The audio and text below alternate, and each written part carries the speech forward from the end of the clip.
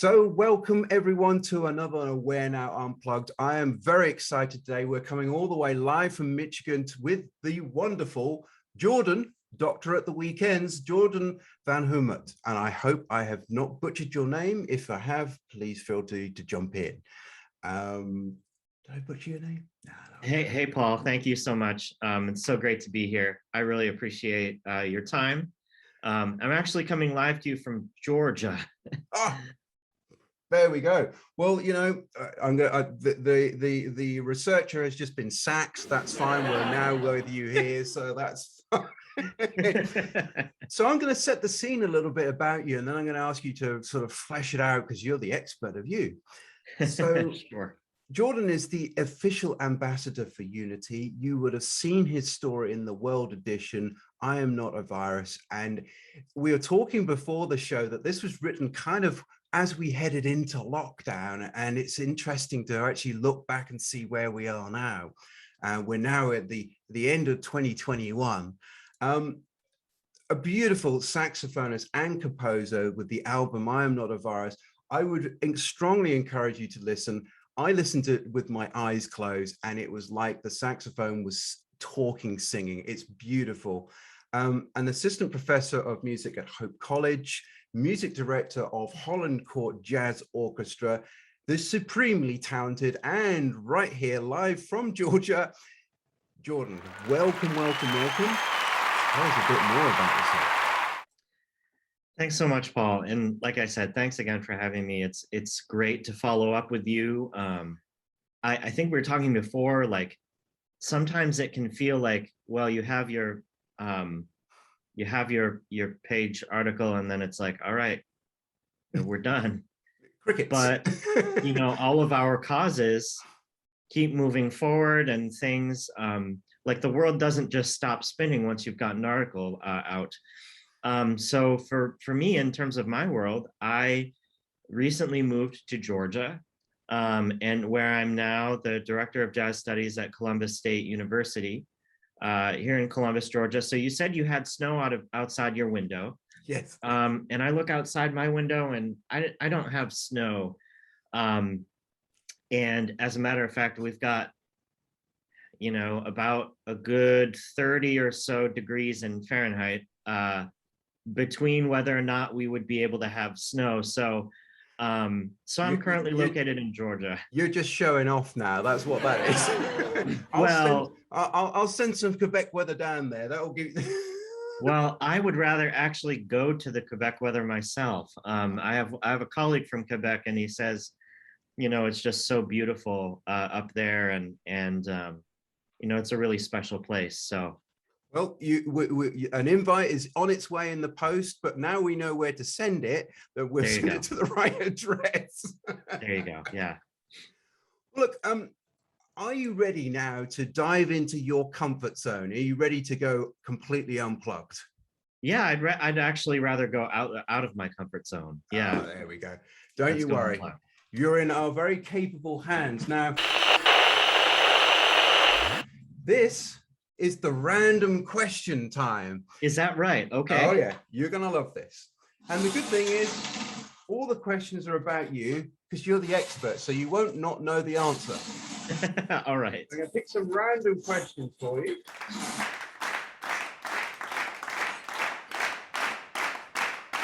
Don't you just wish that they were the lottery numbers I was pulling out there?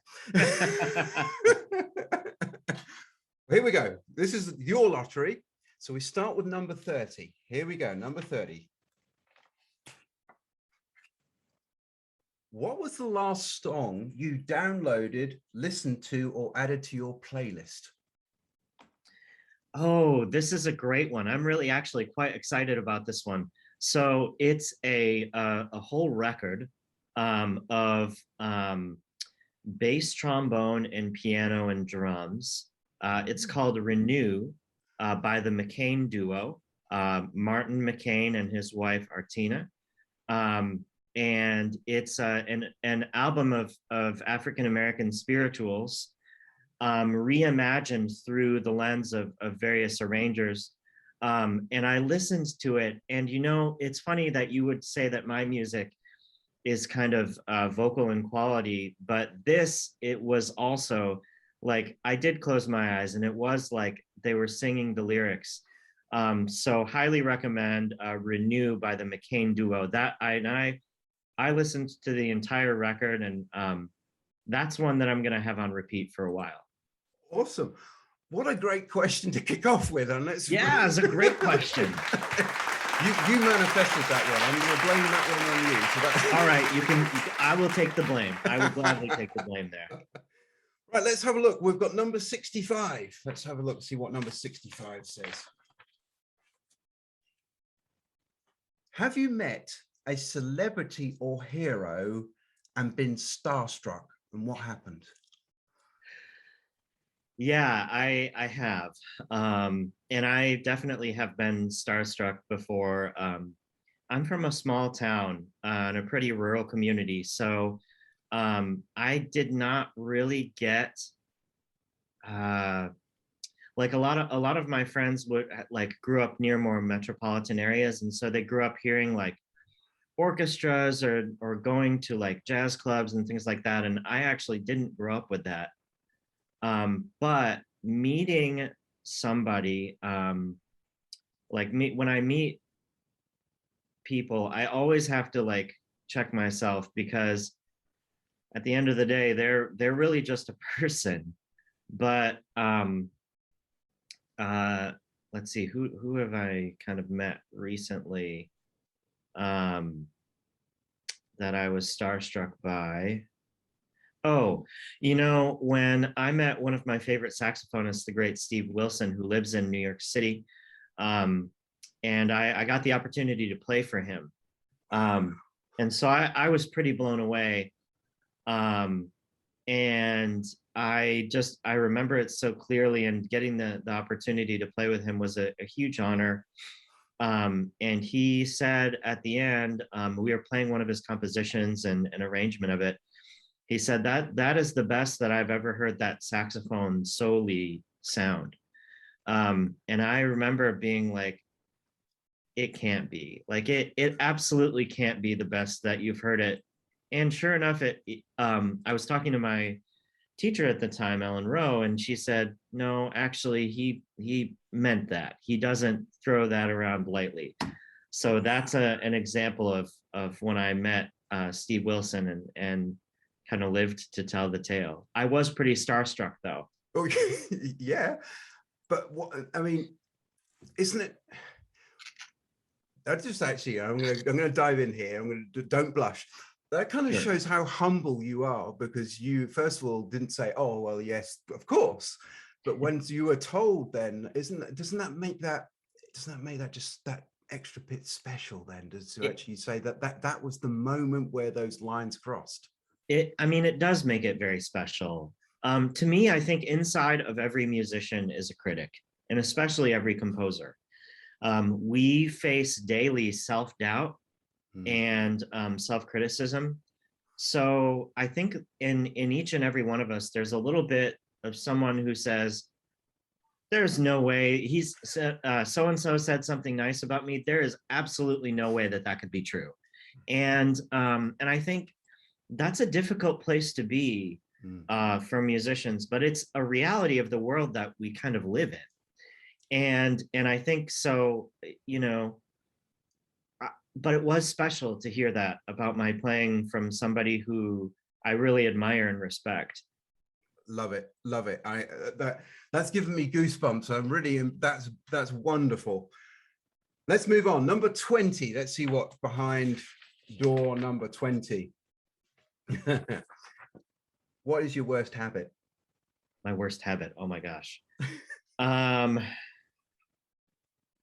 Let's see. My worst habit. I will say it's largely a result of me being an academic, but it's that I check my email compulsively, and then I respond to it way too quickly.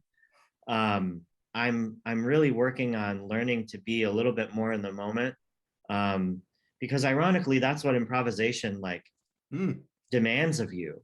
And I'm working on getting that from my musical life to my personal life, my life as just a human. But yeah, I mean, I check my email pretty compulsively, and I'm not particularly proud of that. I would definitely consider it to be my worst habit. Well, meticulous. That's what the word that just jumped out there to me. So we're going to put a nice spin on it for you. There you go. Look. All right, I'm okay with spin. I'm take down that with one. it. Take that one. That's a good one. Yeah, I'll take it. Okay, number 37. Let's have a look. See what we got.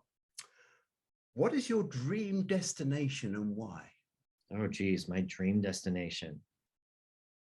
Where'd you love to go?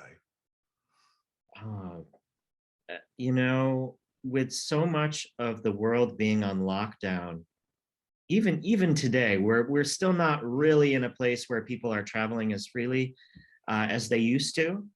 So to me, I just think that it would be amazing to go to all of these different places in the world, and because I used to, and I don't think I really took travel for granted, but I certainly don't think of it the same way. I mean, I think of it as such a gift. But I mean, I would love to just travel the world sharing music with people. I think anytime you share music with somebody, it's really special, and it creates a moment that is unlike any other moment that has ever been, and will never be repeated. It's something special that you just share with those people. And to me, I think that the thing that I want to do is I want to go around the world and share those moments with people. That when you talked about the improv and everything, isn't it? It's that being in that moment. And the things we remember are not the shopping list, but those moments of how you were meant to feel and that experience. So that's a very powerful way of shining light on things. So thank you. They are coming to you soon. You've heard it from the man himself. He's on his way. So number 19. Oh, we're keeping it tight on the numbers here. What have we got here? Oh, name one or more items on your bucket list. Travel. One or more items on my bucket list. I would love to cut a record in New York City. New York, being such an amazing city for jazz, like the energy, just the power in the city itself. I'd love to cut a record at one of those legendary studios in the city. Awesome. What that's an amazing bucket list. What a great one. Yeah, I know. Well, bucket list, you kind of got some time to deal with that. So we'll get there. On your round the world trip, New York's going to be one of your destinations. There you go. We're planning your itinerary as we speak. There you go. All right. Number 35. If you won the lottery, what would you do with the money? You know what? I think I have pretty humble origins in terms of my family's financial situation. So, but a lot of my upbringing was predicated upon giving what you could to people who need it, and so it's always different because I'm not in the situation where I've won the lottery, but in terms of what I would do, I would want to invest in young musicians, in youth, and to make some sort of donation of like instruments or to some kind of program that gets instruments and things in the hands of people who need them. And there are already a lot of great programs that do that, but I think they always need help. And to me, the most important thing that we can do is invest in our young people. Yes. That's why I'm a teacher. That's why I'm a professor. It's to make that investment. But also, yes. But also, it's so important, I think, to share what we have, because we are all in this together. And I know that sounds cliched, but it's not. It's it's the reality of the matter that we are all living on this earth, and the things that we do have direct consequences on whether or not just you, not just me, but we all will be able to, for example, inhabit this this planet. And so to me, investing in the future is really important, because those people are the ones who are going to be they're the legacy, you know. And so to me, like, the best investment that anybody could make is in not just our country but our world's young people.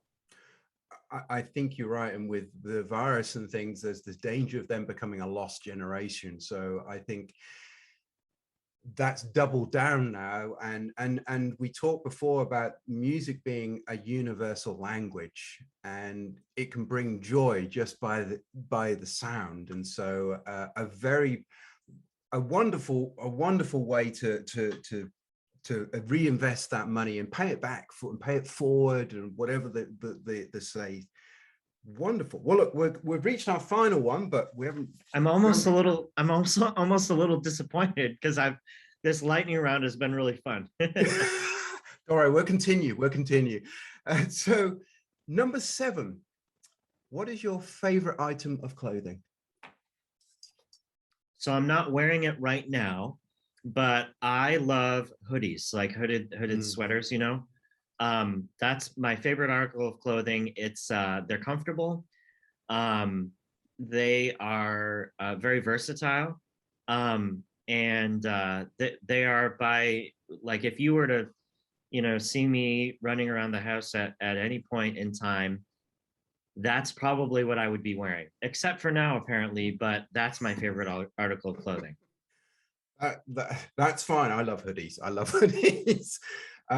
Because you liked it, pick a number between 1 and 75. Is it 75? 1 and 75, and then we'll do one more question. So you pick a number. Excellent. How about 46? 6. I don't know where that number came from, but you know. Well, you're gonna love the question, and you picked this question, right? All right. Who is or was your celebrity crush? You picked this one. I did. Let's see. Oh my gosh. Yeah, this one. This is a stumper. It's funny. You like the lightning round until it's in your own hands and not that of the lottery machine there. I would say this is a really tough one. I don't know that I've really ever had a celebrity crush, because I think, like, celebrities are just normal people, but when, you know, they just happen to be in a very visible space. Yeah. And I think that, like, in terms of, like, you know, who we are, it's all you know, we're all so interconnected, and I guess when we put people on pedestals like that, it's an interesting kind of game to play. So yeah, that one actually was hard for me. Wow. There you go. Well, you know, I'm going to make it easy now. I'm going to ask you a question you do know the answer to. Sure. Why jazz?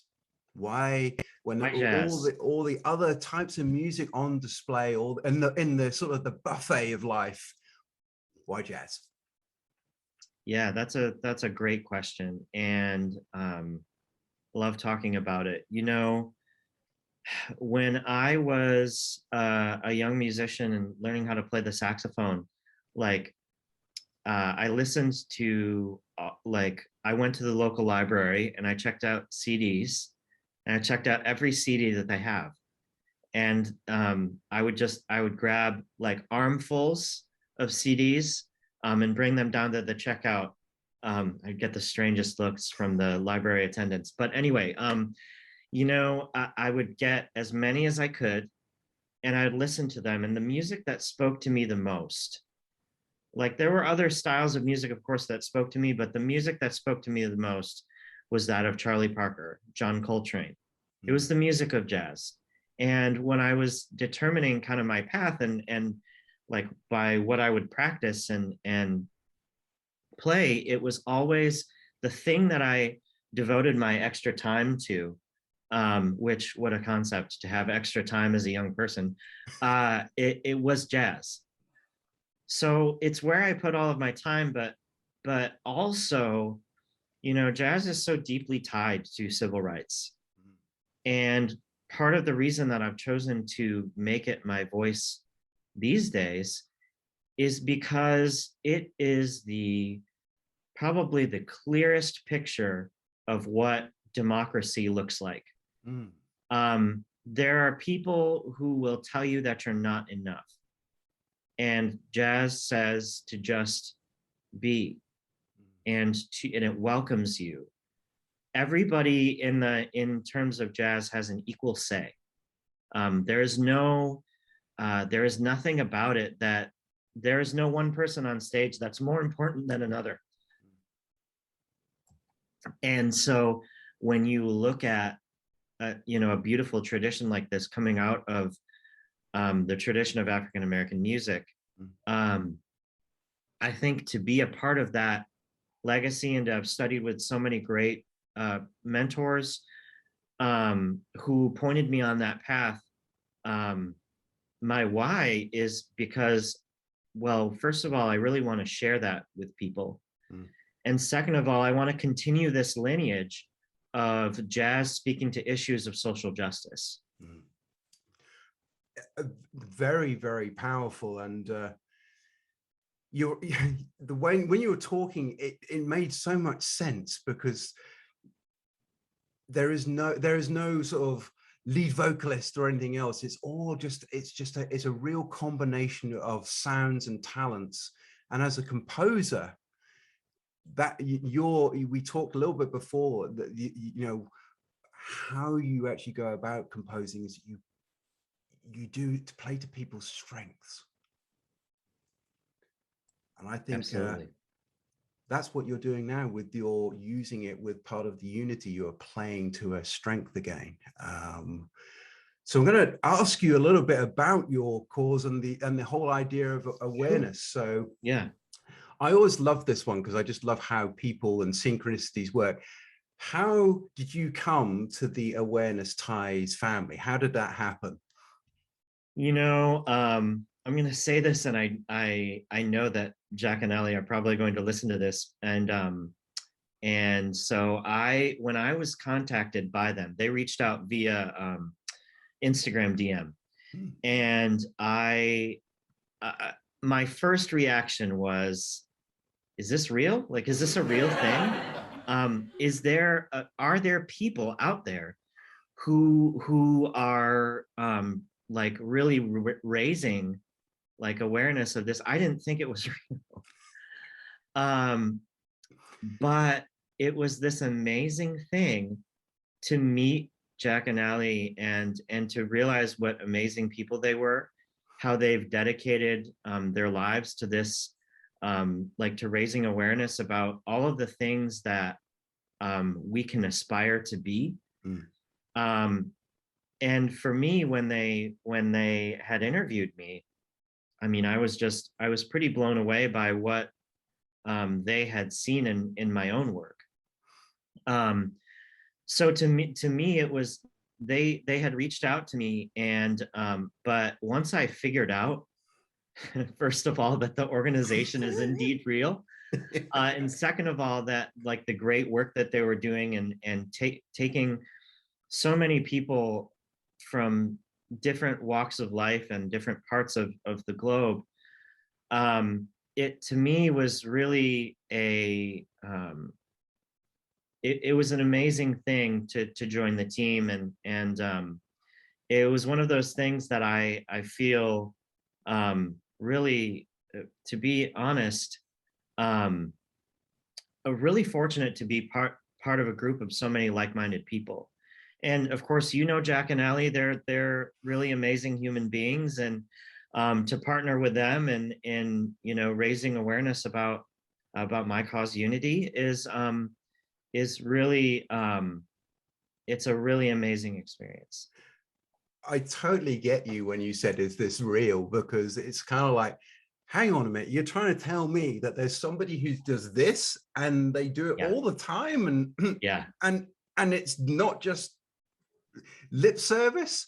right, The longer I've been in there, the more depth I realize that they've got so many different people who bring so many absolutely. different passions. And I think the reason why I certainly feel it's good is because we bring your skill, your passion, your love into with everyone else's, and it's reflected straight back out at everyone else. Yeah, absolutely. And well, it's awesome. Well, we love it. Jack and Ali watching. Stop blushing. Put the tissues down. We've got the rest of the show to do. So, what does the word awareness mean to you? If somebody said awareness, what does that mean to you, Jordan? To me, awareness is it's part of our collective consciousness. Mm.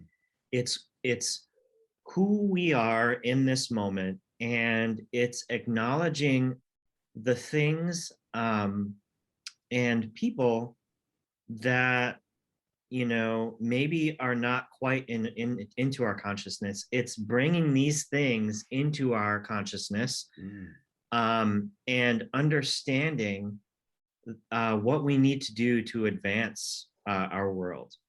That to me is what awareness is, particularly as it like relates.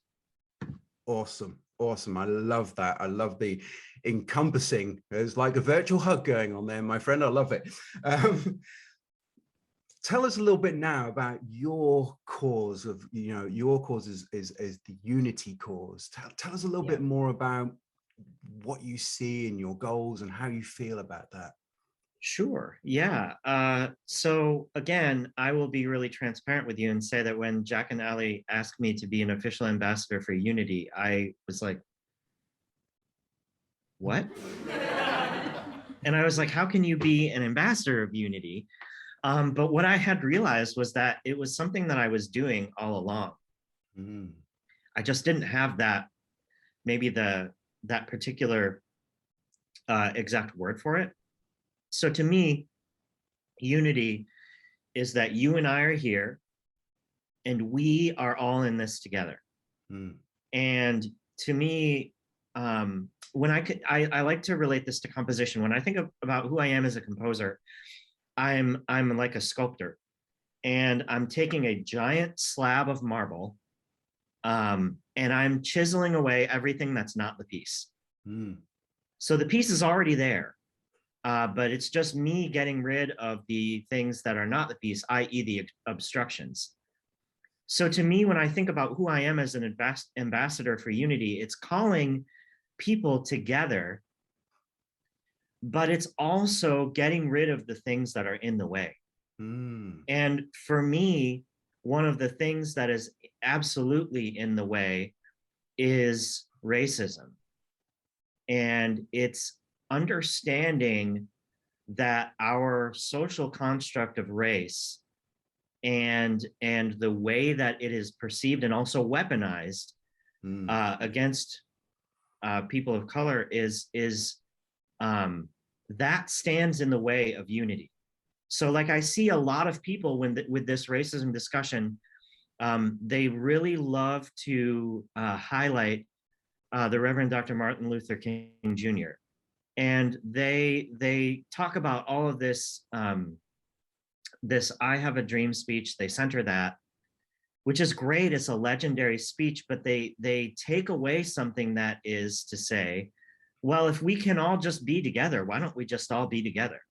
Yep. And what a lot of times we leave out is how do we get there? Mm. And for me, anti-racism work is this is how we get there. We dismantle our systems. We take a good look and assess the things that are going on, and we advocate for these things. Yep. And so when I think about unity and who I am as an ambassador for unity, it's a lot of that work as a sculptor. It's taking these things and taking away all of the things that prevent us from truly being together. I love that. You're releasing what was already there. As you said, the piece, the thinking, the unity is there. It's just got covered up with other stuff and other baggage. So that's wonderful. And yes, you have always been doing unity work. It's just, you're absolutely right. You just didn't realize that was where it was heading. It's they know their onions. Those two. They know they spot some good stuff. Bless their hearts. So now I'm going to take you to a point in your life, which was an aha moment, a moment where you suddenly thought, "Bing! This is it." And now I appreciate you had more than one, but is there any one which sort of immediately pops into your mind? An aha moment as far as In any area, life, music, it doesn't in any matter. area. You go wherever you feel is best.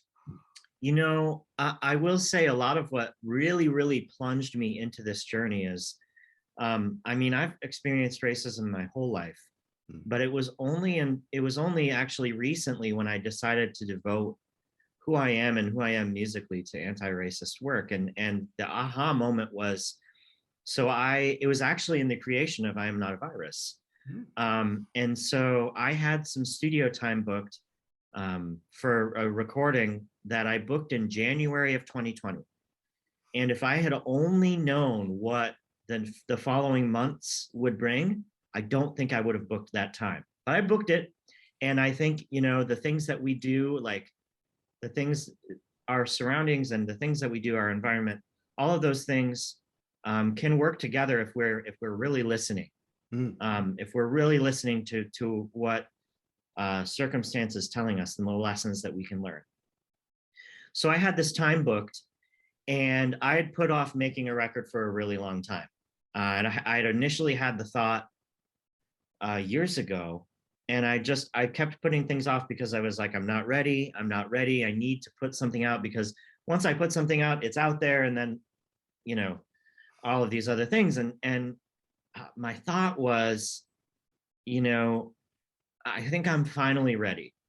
Well, the pandemic started really picking up in the United States in February and March. And in March, I found myself in a position where everything was getting canceled. My gigs were getting canceled, everything was gone. My teaching was changed fundamentally, and I still don't think we're back to whatever normal is.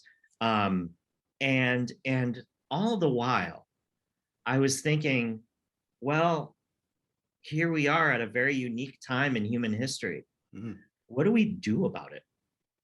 Well, then all of the finger pointing started, and the vitriol against and the violence even against the Asian American community. And all of a sudden, I realized music is like a time capsule. It tells you what life was like for a given artist in a given time. And for me, it's about storytelling. And the thing that I walked away with from, you know, the month of March, which was really the turning point, the aha moment that you're talking about, was that Asian American stories matter, and that our stories deserve to be told. So when I think about the way that I conceived this record was, it was to tell our stories, because our stories have been sidelined. They've been suppressed even. They've been erased from history. And for me, what my music is about is undoing that erasure. And it's about honestly telling what it is and what it means to be Asian American.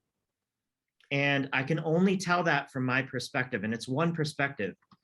But if I'm doing what I can do and putting that out there, then that is me advancing the awareness for the cause of unity.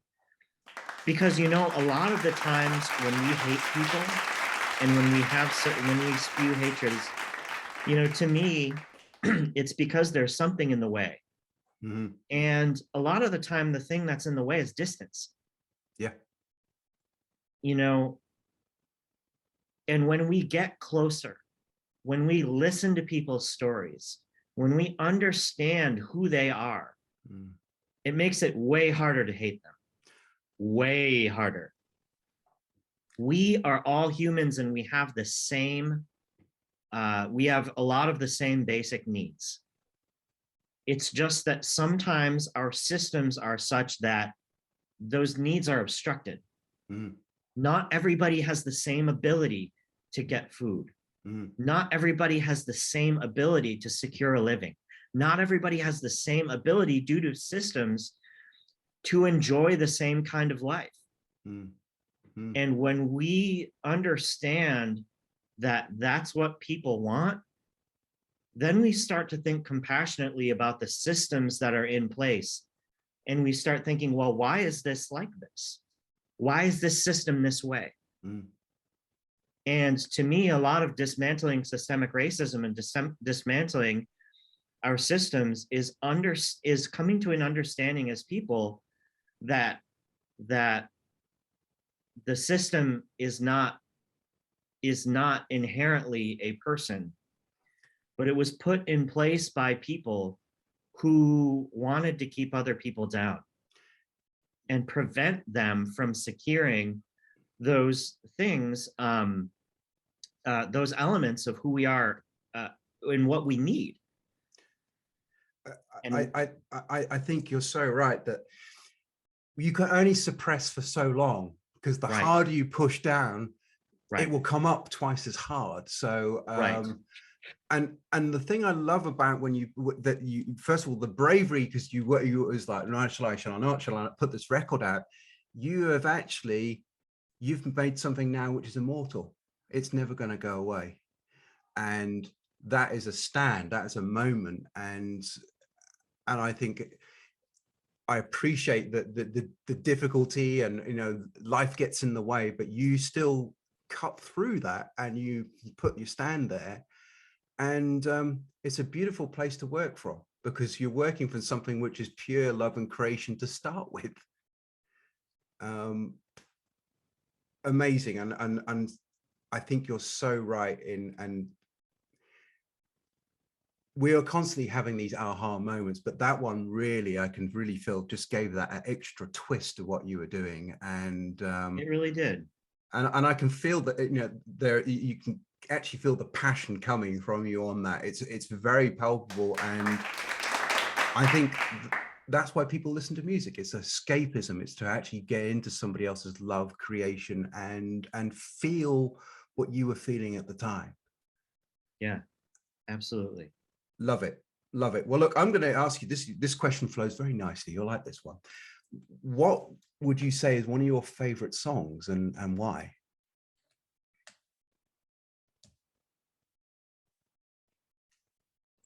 One of my favorite songs. It's so hard to isolate just one. Yeah, but I will do it for you. And it's The Suite by the great John Coltrane, A Love Supreme. You know, to me, when I hear that, I hear the essence of what jazz is.